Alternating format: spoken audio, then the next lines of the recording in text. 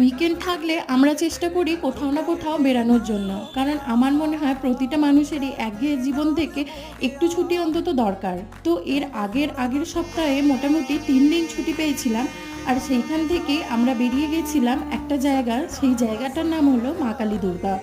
এখানে মেন যে জিনিসটার জন্য আসা সেটা হলো ট্রেকিং। হ্যালো এভরিওয়ান, আমি Koushani and welcome to my another mini blog. তো আমরা বললাম আগে ট্রেকিংয়ের জন্য এসেছিলাম, কিন্তু এখানে এসে জানতে পারি ট্রেকিংয়ের টিটাও নেই। মানে আশেপাশে লোকালসদের থেকে জানতে পারি যে এখানে আগে ট্রেকিং হতো আর হয় না। এখন কি আর করা যাবে, অগত্যা আমরা এসেই পড়েছি। তবে সত্যি কথা বলতে কি, ছবিতে জায়গাটা যতটা না সুন্দর দেখাচ্ছে, রিয়েল লাইফে যদি তোমাদের দেখাতে পারতাম, তোমরা এখানে ঘন্টার পর ঘন্টা বসে থাকলেও একদম বোর হতে না। সেই ছোটবেলায় যেরকম আঁকতাম পাহাড়ের মাঝখানে রেল লাইন আর চারিদিকে শুধু সবুজ আর সবুজ। আমার ভিডিও কেমন লাগলো